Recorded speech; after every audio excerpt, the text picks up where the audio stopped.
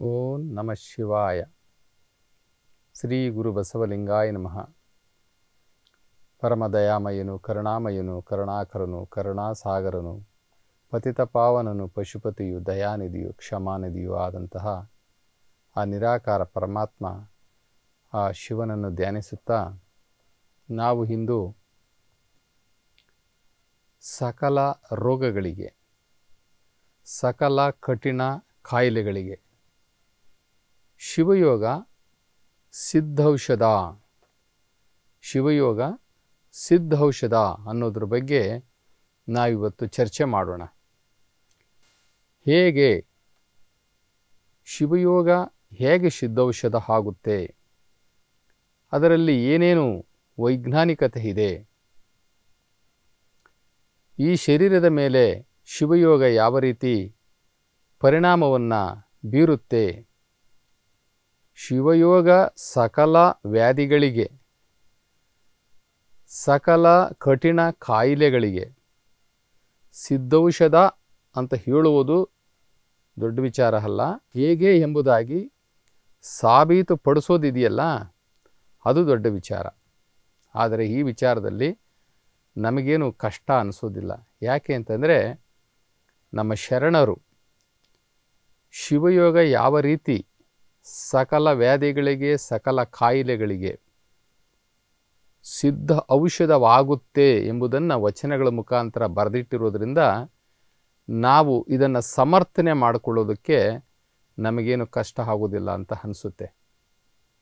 ಬಂಧುಗಳೇ, ಈಗ ಇಡೀ ಜಗತ್ತಿನಾದ್ಯಂತ ಈ ಕೊರೋನಾ ವೈರಾಣು, ಈ ಕೊರೋನಾ ವೈರಾಣುವಿನ ಒಂದು ಅತಿ ದೊಡ್ಡ ಸುದ್ದಿ ಆಗಿದೆ. ಅತಿ ದೊಡ್ಡ ಸುದ್ದಿ ಅಂತಂದರೆ ಈ ಜಗತ್ತಿನಲ್ಲಿ ಅನೇಕ ಕಾಯಿಲೆಗಳು ಬಂದು ಹೋಗಿದ್ದಾವೆ. ಮನುಷ್ಯನಿಗಾಗಲಿ ಅಥವಾ ಈ ಪ್ರಪಂಚಕ್ಕಾಗಲಿ ಕಾಯಿಲೆಗಳು, ಪ್ರಳಯಗಳು, ಪ್ರಕೃತಿ ವಿಕೋಪಗಳು ಇವು ಯಾವುದು ಕೂಡ ಹೊಸದೇನಲ್ಲ. ಈ ಹಿಂದೆ ನಾನು ಸಣ್ಣ ಹುಡುಗನಾಗಿದ್ದಾಗ ನಮ್ಮ ತಂದೆ ತಾಯಿ ಮಾತಾಡ್ತಾ ಇದ್ದರು. ಆವಾಗ ಒಂದು ಪ್ಲೇಗ್ ಕಾಯಿಲೆ ಅಂತ ಹೇಳಿಬಿಟ್ಟು ಬಂದಿತ್ತು. ಆ ಪ್ಲೇಗ್ ಕಾಯಿಲೆ ಕಾಣಿಸಿಕೊಂಡ ಕೇವಲ 10-11 ಗಂಟೆಗಳಲ್ಲಿ ಆ ಊರಿನ ಜನ ಎಲ್ಲ ಸತ್ತೋಗ್ಬಿಡ್ತಾ ಇದ್ರಂತೆ. ಅವರು ಓಡೋಗ್ಲಿಕ್ಕೂ ಕೂಡ ಸಾಧ್ಯವಾಗ್ತಿರ್ಲಿಲ್ವಂತೆ. ದನ ಕರು ಎಲ್ಲವನ್ನು ಬಿಟ್ಟು ಪ್ರಾಣಿ ಪಕ್ಷಿಗಳನ್ನೆಲ್ಲ ಮನೆಯಲ್ಲಿರ್ತಕ್ಕಂಥ ಕೋಳಿಗಳು, ಕುರಿಗಳು, ದನಕರುಗಳು, ಎಮ್ಮೆಗಳು ಇವೆಲ್ಲವನ್ನು ಅಲ್ಲೇ ಬಿಟ್ಟು ಊರೇನೆ ಖಾಲಿ ಮಾಡ್ಕೊಂಡು ಓಡೋಗ್ಬಿಡ್ತಿದ್ರಂತೆ. ಇಲ್ಲ ಅಂತಂದರೆ ಊರೇನೆ ಸತ್ತೋಗ್ಬಿಡ್ತಿದ್ರಂತೆ.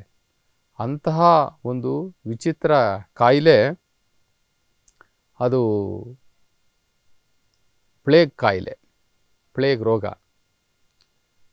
ಅದೊಂದು ಮಹಾಮಾರಿ ಅಂತ ಕರೆದುಬಿಟ್ರು.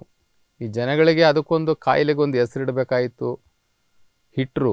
ಆದ್ರೂ ಕೂಡ ಸಾಮಾನ್ಯ ಜನ ಅದೊಂದು ಕುಲದೇವತೆಗಳು, ಗ್ರಾಮ ದೇವತೆಗಳು ಇವೆಲ್ಲ ಸೇರಿಕೊಂಡು ನಮಗೆ ಕೋಪ ಮಾಡ್ಕೊಂಡು ಬಿಟ್ಟಿದ್ದಾವೆ ಅಂಥೇಳಿ ಅದೊಂದು ಮಹಾಮಾರಿ ಅಂತ ಹೇಳ್ಬಿಟ್ಟು ಅದಕ್ಕೊಂದು ಹೆಸರಿಟ್ಟುಬಿಟ್ರು. ಆ ರೋಗ ಹೋದ್ರೂ ಕೂಡ ಆ ರೋಗದ ಹೆಸರಲ್ಲಿ ಪ್ಲೇಗ್ ದೇವಸ್ಥಾನಗಳು, ಪ್ಲೇಗಮ್ಮ ಅಂತ ಹೇಳ್ಬಿಟ್ಟು ಪ್ಲೇಗಮ್ಮ ಅಂತ ಹೇಳ್ಬಿಟ್ಟು ದೇವಸ್ಥಾನಗಳು ಕಟ್ಟಿ ಪೂಜೆ ಮಾಡ್ತಾ ಇದ್ದಾರೆ. ಆದರೆ ನಾವು ಆ ಪದವನ್ನು ಹೀಗೆ ಉಪಯೋಗಿಸಬಾರ್ದು.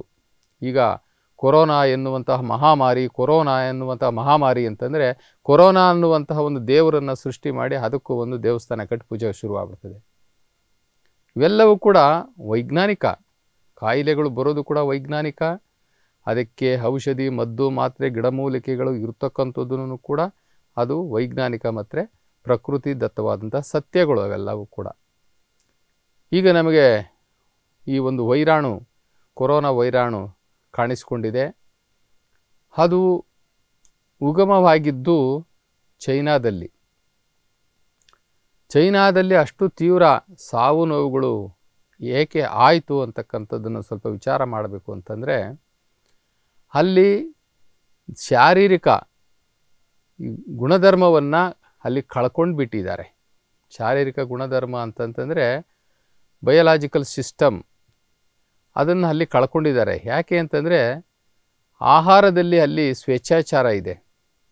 ಮನುಷ್ಯ ಕ್ರಮಬದ್ಧವಾಗಿ ಸ್ವಾಭಾವಿಕ ಆಹಾರಗಳನ್ನು ಏನು ಮಾಡಬೇಕು ಅಂತಕ್ಕಂಥ ಆ ಕಟ್ಟುನಿಟ್ಟಿನ ಆ ಒಂದು ಏನು ಪ್ರಕೃತಿ ನಿಯಮಗಳಿದ್ದಾವೆ, ಆ ಪ್ರಕೃತಿ ನಿಯಮಗಳನ್ನು ಮೀರಿ ಅವರ ಮನೋಇಚ್ಛೆ, ಅವರ ನಾಲಿಗೆ ಏನೇನು ಕೇಳುತ್ತೋ ಎಲ್ಲವನ್ನು ಕೂಡ ಅಲ್ಲಿ ಭಕ್ಷಣೆ ಮಾಡ್ತಾ ಇರೋದನ್ನು ನಾವು ನೋಡ್ತಾ ಇದ್ದೀವಿ. ಒಂದು ಮನುಷ್ಯನ ಶರೀರವನ್ನು ಪರಮಾತ್ಮ ಸೃಷ್ಟಿ ಮಾಡಿರೋದು ಸಸ್ಯಾಹಾರಕ್ಕಷ್ಟೇ. ಮನುಷ್ಯ ಸ್ವಾಭಾವಿಕವಾಗಿ ಅವನು ಸಸ್ಯಾಹಾರಿ.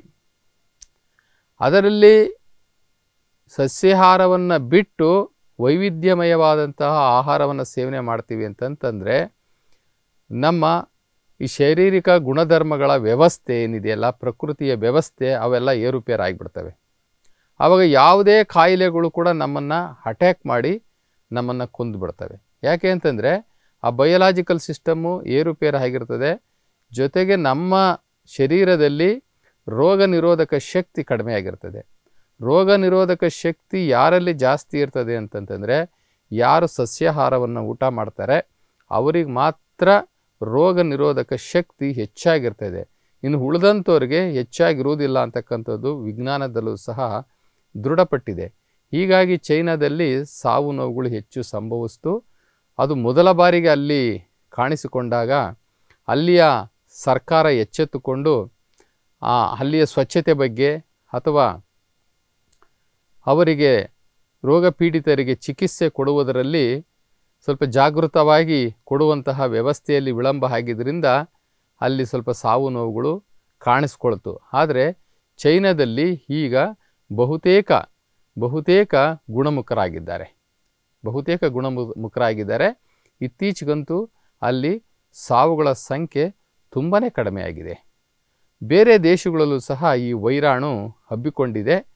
ಅಲ್ಲಿ ಜಾಗೃತರಾಗಿ ಆ ಸ್ವಚ್ಛತೆಯ ಕಡೆ ಗಮನ ಕೊಟ್ಟು ಪರಿಣಾಮಕಾರಿಯಾಗಿ ಯಾವ ರೀತಿ ಈ ರೋಗಾಣುವನ್ನು ತಡೆಗಟ್ಟಬೇಕು ಅನ್ನುವಂಥ ದೃಷ್ಟಿಯಲ್ಲಿ ಅಲ್ಲಿಯ ಆಡಳಿತ ಎಚ್ಚೆತ್ತುಕೊಳ್ಳುವಂತಹ ವಿಚಾರದಲ್ಲಿ ಸ್ವಲ್ಪ ವಿಳಂಬ ಆದಾಗ ಅಲ್ಲೂ ಸಹ ಸಾವು ನೋವುಗಳು ಸಂಭವಿಸಿದ್ದಾವೆ.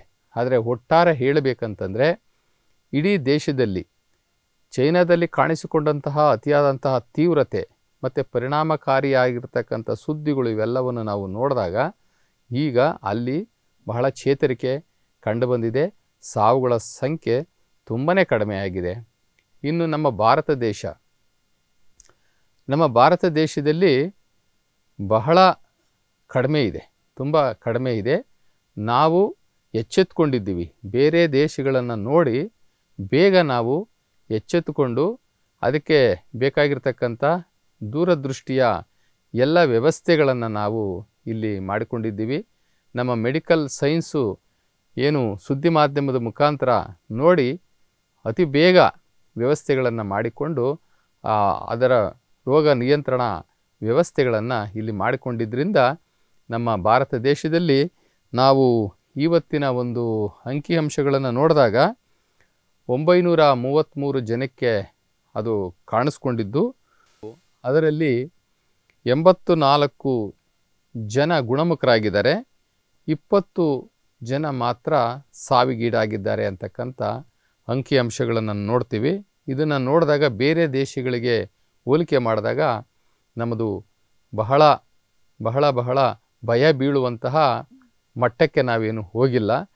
ಆದರೂ ಕೂಡ ನಾವು ಮುಂಜಾಗ್ರತೆ ಕ್ರಮವಾಗಿ ಇವಾಗ ಏನು ನಾವು ಲಾಕ್ಡೌನ್ ಮಾಡ್ಕೊಂಡಿದ್ದೀವಿ ಭಾರತ ದೇಶವನ್ನು, ಇದನ್ನು ಹೀಗೆ ಸ್ವಲ್ಪ ದಿನ ಮುಂದುವರಿಸೋದ್ರ ಮುಖಾಂತರ ಜನಸಂಪರ್ಕ ಒಬ್ಬರಿಂದ ಒಬ್ಬರಿಗೆ ಜನಸಂಪರ್ಕವನ್ನು ನಾವು ಇಟ್ಕೊಳ್ಳದಲೇ ಇದ್ದರೆ ಅದು ಅತಿ ಬೇಗ ಇನ್ನಷ್ಟು ಪ್ರಗತಿಯನ್ನು ನಾವು ಸಾಧಿಸಿ ವೈರಾಣುವನ್ನು ನಾವು ತಡೆಗಟ್ಟಲಿಕ್ಕೆ ನಮಗೆ ಸಾಧ್ಯ ಆಗುತ್ತೆ.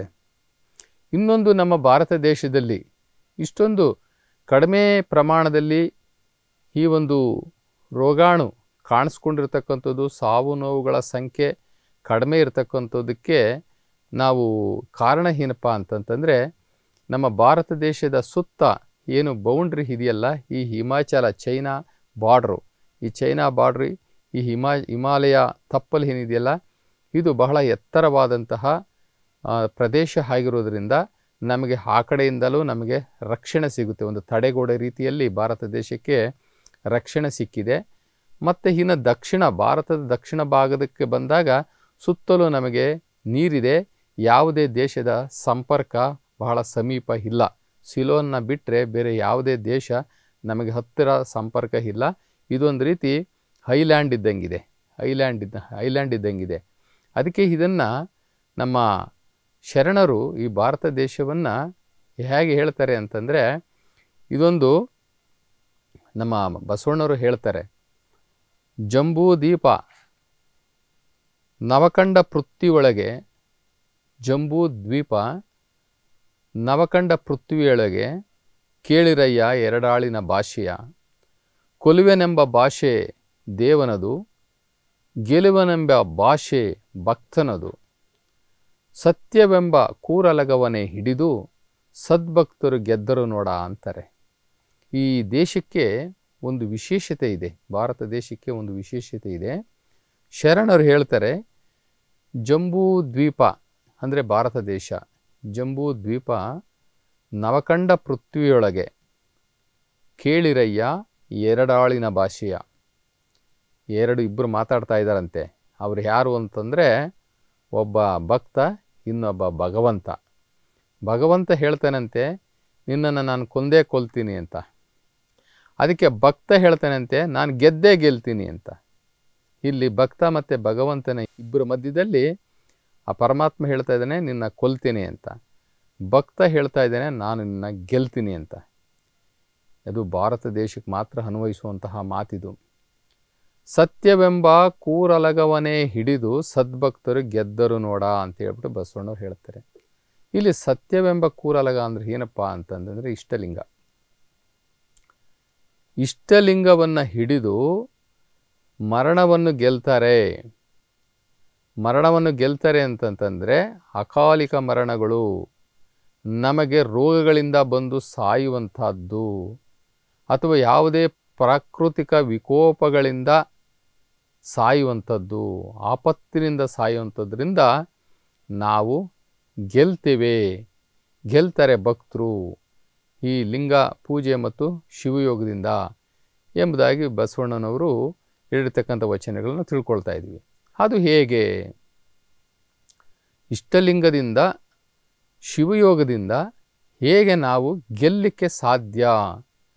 ಆ ದೇವರಿಗೆ ಚಾಲೆಂಜ್ ಮಾಡಿ ನಾವು ಗೆಲ್ಲಲಿಕ್ಕೆ, ಈ ಸಾವನ್ನು ಗೆಲ್ಲಲಿಕ್ಕೆ ಹೇಗೆ ಸಾಧ್ಯ ಅಂದರೆ, ಸ್ವಇಚ್ಛಾ ಮರಣ, ಸ್ವಾಭಾವಿಕವಾಗಿ ಸಾಯೋದು ಎಲ್ಲರಿಗೂ ಇದ್ದೇ ಇದೆ. 100 ವರ್ಷ ತುಂಬಿ 111 ವರ್ಷ 120 ವರ್ಷ ಬದುಕಿರೋರು ಇದ್ದಾರೆ.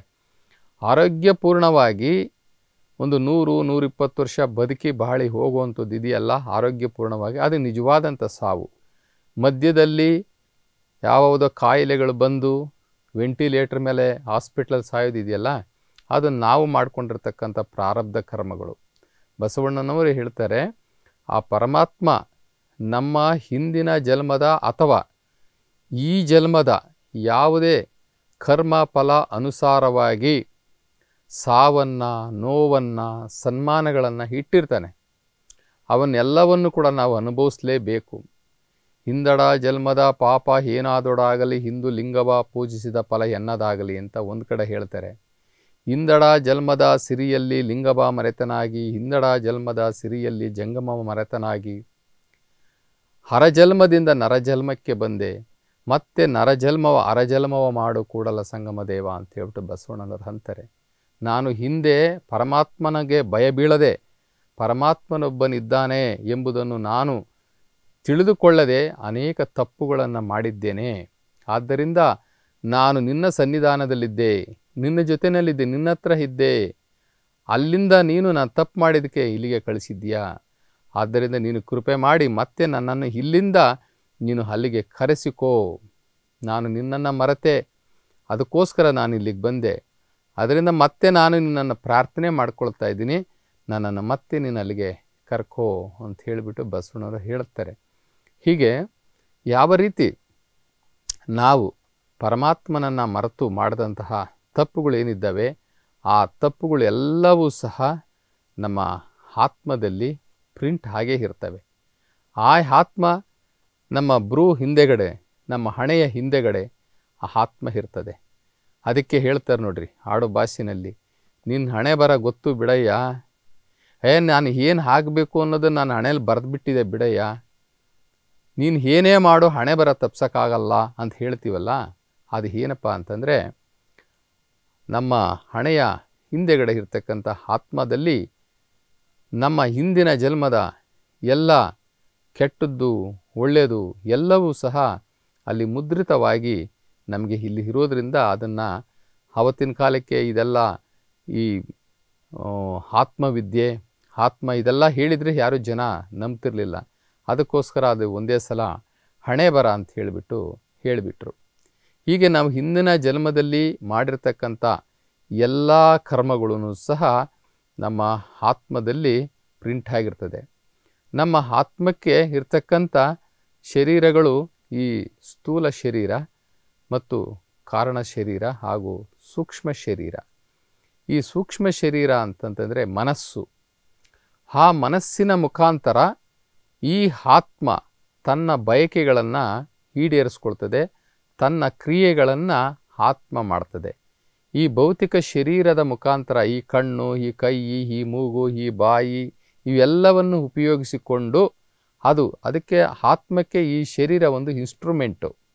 ಈ ಇನ್ಸ್ಟ್ರೂಮೆಂಟನ್ನು ಉಪಯೋಗಿಸಿಕೊಂಡು ಆತ್ಮ ತನ್ನ ಎಲ್ಲ ಕ್ರಿಯೆಗಳನ್ನು ಮಾಡುವುದರ ಜೊತೆಗೆ ಮನಸ್ಸು ಮತ್ತು ಬುದ್ಧಿ ಅಂತಕ್ಕಂಥ ಆ ಸೂಕ್ಷ್ಮ ಶರೀರಗಳನ್ನು ಸಹ ಅದು ಉಪಯೋಗಿಸಿಕೊಂಡು ತನ್ನ ಎಲ್ಲ ಇಂದ್ರಿಯ ಬಯಕೆಗಳನ್ನು, ತನ್ನ ಇಚ್ಛೆಗಳನ್ನು ಅದು ಆತ್ಮ ಪೂರೈಸಿಕೊಳ್ಳುತ್ತೆ. ಹೀಗೆ ಆತ್ಮಕ್ಕೂ ಸಹ ದೋಷ ಇರ್ತದೆ, ಈ ಶರೀರಕ್ಕೂ ಕೂಡ ದೋಷ ಇರ್ತದೆ.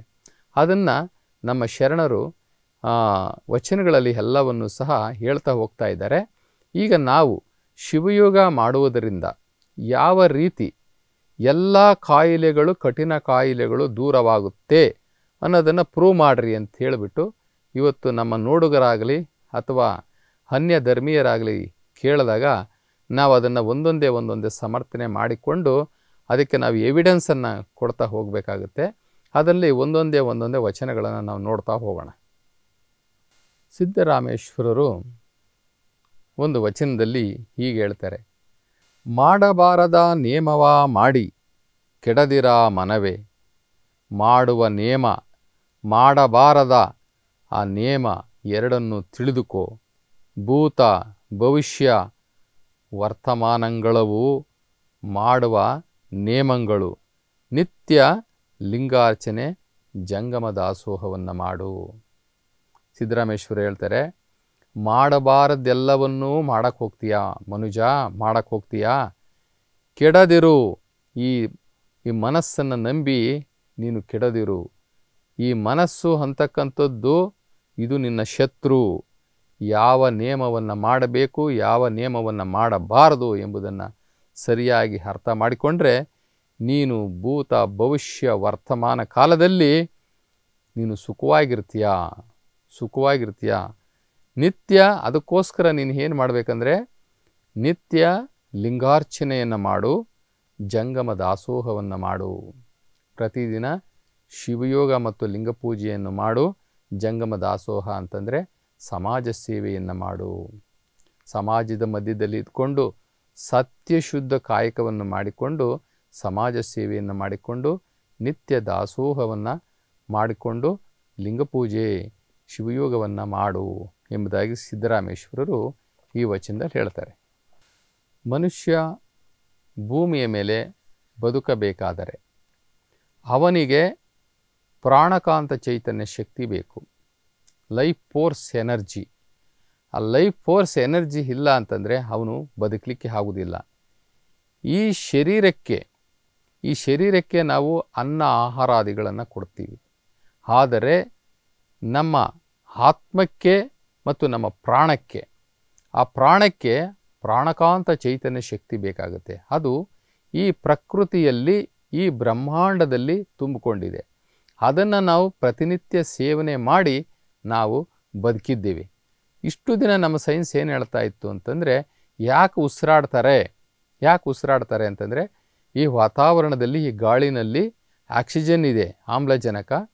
ಅದನ್ನು ಸೇವನೆ ಮಾಡೋದ್ರ ಮುಖಾಂತರ ಸಕಲ ಜೀವರಾಶಿ ಜೀವಜಂತುಗಳು ಬದುಕಿದ್ದಾವೆ ಅಂದ್ಬಿಟ್ಟು ಹೇಳ್ತಾ ಇದ್ರು. ಆಕ್ಸಿಜನ್ ಕಂಡಿಡಿದ್ರು. ಆಕ್ಸಿಜನ್ ಕಂಡಿಡಿದ ಮೇಲೆ ಸಾಯೋ ಮನುಷ್ಯನಿಗೆ ನಾವು ಆಕ್ಸಿಜನ್ ಕೊಟ್ಟಾಗ, ಕೃತಕವಾಗಿ ಆಕ್ಸಿಜನ್ ಕೊಟ್ಟಾಗ ಅವನು ಬದುಕಿರಬೇಕಾಗಿತ್ತಲ್ಲ, ಬದುಕಲಿಲ್ಲ. ಆವಾಗ ಅಂದ್ಕೊಂಡ್ರು, ಇಲ್ಲ, ಈ ಉಸಿರಾಟದ ಜೊತೆಗೆ, ಈ ಆಮ್ಲಜನಕದ ಜೊತೆಗೆ ಇನ್ಯಾವುದೋ ಒಂದು ಅಗೋಚರವಾದಂತಹ ಚೈತನ್ಯವಿದೆ. ಆ ಚೈತನ್ಯದ ಕಣಗಳನ್ನು ಸೇವನೆ ಮಾಡೋದ್ರ ಮುಖಾಂತರ ಈ ಮನುಷ್ಯ ಪ್ರಾಣಿ ಜೊತೆಗೆ ಎಲ್ಲ ಜೀವರಾಶಿಗಳು, ಭೂಮಿ ಮೇಲಿರ್ತಕ್ಕಂಥ ಎಲ್ಲ ಜೀವರಾಶಿಗಳು ಬದುಕಿದ್ದಾವೆ ಅನ್ನುವಂತಹ ತೀರ್ಮಾನಕ್ಕೆ ವಿಜ್ಞಾನ ಬರ್ತದೆ. ಹಾಗಾದರೆ ಆ ಚೈತನ್ಯ ಯಾವುದು ಎಂಬುದಾಗಿ ಅವರು ಸಂಶೋಧನೆಗೆ ಒಳಪಡಿಸಿದಾಗ, ದೇವಕಣ ಅಂತಕ್ಕಂಥ ಒಂದು ಚೈತನ್ಯ, ಅದು ಭೂಮಿಯ ಕಡೆ ನಿರಂತರವಾಗಿ ಸೋನೆ ಮಳೆಯ ರೀತಿಯಲ್ಲಿ ಅದು ಬಂದು ಸೇರ್ತಾ ಇದೆ, ಭೂಮಿನ ಸೇರ್ತಾ ಇದೆ. ಅದನ್ನು ಸೇವನೆ ಮಾಡಿ ಜೀವರಾಶಿ ಉಳ್ಕೊಂಡಿದ್ದಾವೆ. ಆ ಜೀವಕಣ ಎಲ್ಲಿಂದ ಬಂತು ಅಂತಂದರೆ, ಎಲ್ಲಿ ಸೂರ್ಯಮಂಡಲ ಕೊನೆ ಆಗುತ್ತೆ, ಆ ಕೊನೆ ಆದ ನಂತರ ಇರ್ತಕ್ಕಂಥದ್ದಕ್ಕೆ ನಮ್ಮ ಶರಣರು ಬಯಲು ಅಂತ ಕರೀತಾರೆ. ಖಗೋಳಶಾಸ್ತ್ರದಲ್ಲಿ ಅದಕ್ಕೆ ಹೆಲಿಯೋಪಾಸ್ ಅಂತ ಹೇಳಿಬಿಟ್ಟು ಕರೀತಾರೆ. ಆ ಹೆಲಿಯೋಪಾಸ್ ವಲಯ ಏನಿದೆಯಲ್ಲ, ಆ ಬಯಲು, ಆ ಬಟ್ಟ ಬಯಲು ಅಂತ ಏನಿದೆಯಲ್ಲ, ಅಲ್ಲಿಂದ ಪ್ರಾಣಕಾಂತ ಚೈತನ್ಯ ಶಕ್ತಿಗಳು ಅಂತಂದರೆ ವಿದ್ಯುತ್ಕಾಂತ ಚೈತನ್ಯ ಶಕ್ತಿ ಕಣಗಳು ಈ ಭೂಮಿಯ ಕಡೆ ನಿರಂತರವಾಗಿ ಬರ್ತಾ ಇರ್ತಕ್ಕಂಥದ್ದನ್ನು ಇತ್ತೀಚೆಗೆ ವಿಜ್ಞಾನಿಗಳನ್ನು ಸಹ ಗಮನಿಸಿದ್ದಾರೆ. ಆ ಚೈತನ್ಯ ಶಕ್ತಿಯನ್ನು ನಮ್ಮ ಶರಣರು, ಅದರಲ್ಲಿ ಯಡಿಯೂರು ಸಿದ್ಧಲಿಂಗೇಶ್ವರರು ಒಂದು ವಚನದಲ್ಲಿ ಹೇಳ್ತಾರೆ, ಅದ್ಭುತದ ಆಕಾಶದಲ್ಲಿ ಶುಭ್ರವರ್ಣದ ಹಂಗನೆ ವಿದ್ಯುರ್ಲತೆಯ ಹಡೆದಳು ನೋಡ. ವಿದ್ಯುರ್ಲತೆಯ ಬೆಳಕಿನಿಂದ ಶುದ್ಧ ಪ್ರಸಾದವ ಕಂಡು ಶುದ್ಧಾಶುದ್ಧವನಳಿದು ನಾನು ನೀನೆಂಬ ಒದ್ದದೆ ಎರಡಾಳಿನ ನಿರಾಳ ನೀನೇ ಮಹಾಲಿಂಗ ಗುರು ಶಿವಸಿದ್ದೇಶ್ವರ ಪ್ರಭುವೇ ಎಂಬುದಾಗಿ ಹೇಳ್ತಾರೆ. ಯಡಿಯೂರು ಸಿದ್ಧಲಿಂಗೇಶ್ವರರು ತುಂಬ ಖಗೋಳಶಾಸ್ತ್ರದ ಬಗ್ಗೆ ಅನೇಕ ವಚನಗಳನ್ನು ಬರೆದಿದ್ದಾರೆ. ನಮ್ಮ ಕಲ್ಯಾಣ ಕ್ರಾಂತಿ ಆದಂತಹ ಸಂದರ್ಭದಲ್ಲಿ ಸಾಕಷ್ಟು ವಚನಗಳು ನಾಶವಾಗಿಬಿಟ್ಟು, ಸುಮಾರು ವಚನಗಳು ನಾಶವಾಗಿಬಿಟ್ಟು, ಆ ನಾಶವಾದಂತಹ ವಚನಗಳನ್ನು ಮತ್ತೆ ಬಂದು ಯಡಿಯೂರು ಸಿದ್ಧಲಿಂಗೇಶ್ವರರು ಬರೆದು ಕೊಟ್ಟಿದ್ದಾರೆ ಎಂಬುದೊಂದು ಇತ್ತೀಚಿನ ನಮ್ಮ ಅಧ್ಯಯನಕಾರರ ಒಂದು ಸಮೀಕ್ಷೆ ಕೂಡ ಆಗಿದೆ. ಇಲ್ಲಿ ಅದ್ಭುತದ ಆಕಾಶದಲ್ಲಿ ಶುಭ್ರವರ್ಣದ ಹಂಗನೆ ವಿದ್ಯುರ್ಲತೆಯ ಹಡೆದಳು ನೋಡ ಅಂತಂದರೆ, ಆ ಹೆಲಿಯೋಪಾಸ್ ಮುಖಾಂತರ ಬರ್ತಾ ಇರ್ತಕ್ಕಂಥ ಆ ಕಣಗಳನ್ನು ವಿದ್ಯುರ್ಲತೆ ಅಂದ್ಬಿಟ್ಟು ಕರೆದಿದ್ದಾರೆ.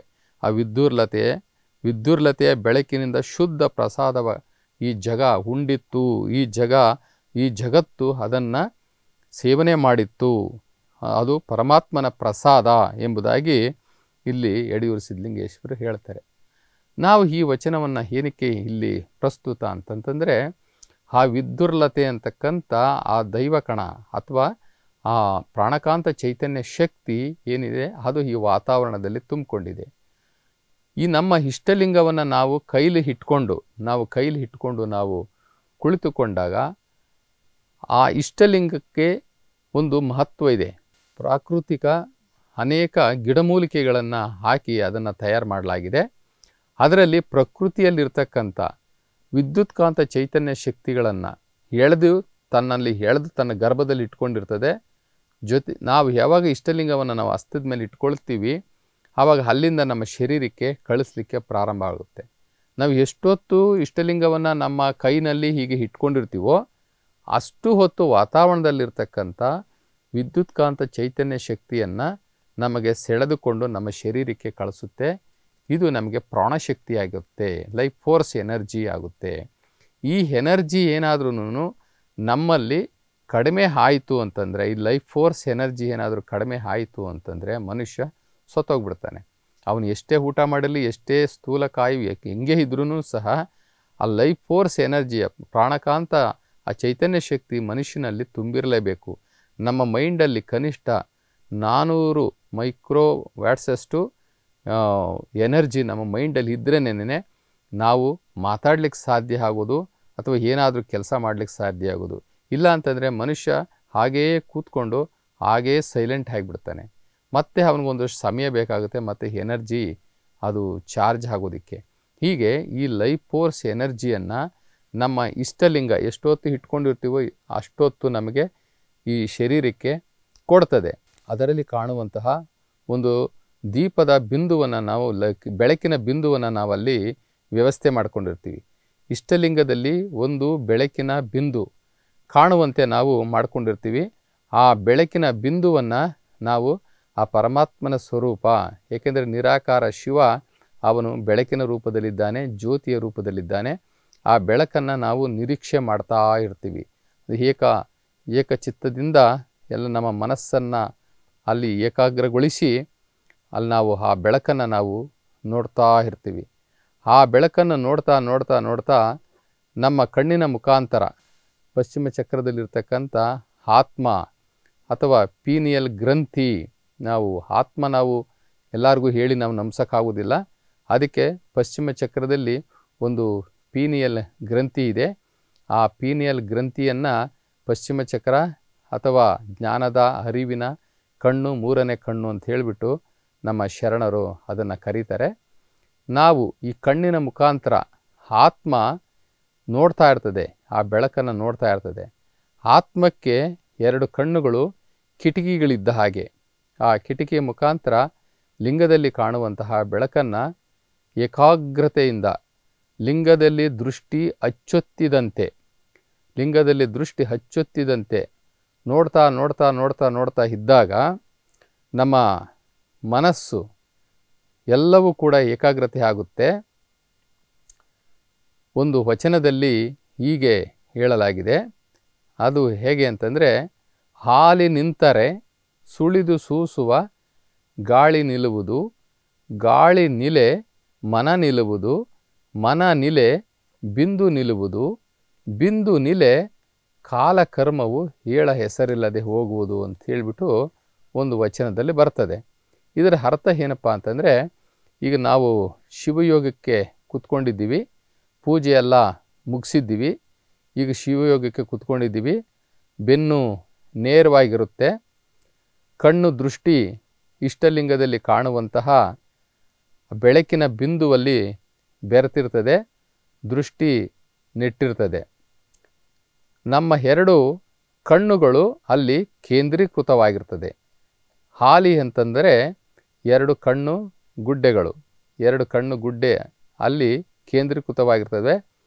ಯಾವುದೇ ಕಾರಣಕ್ಕೂ ಕಣ್ಣು ಗುಡ್ಡೆಗಳು ಅಲುಗಾಡ್ತಾ ಇಲ್ಲ. ಹಾಲಿ ನಿಂತರೆ ಸುಳಿದು ಸೂಸುವ ಗಾಳಿ ನಿಲ್ಲುವುದು.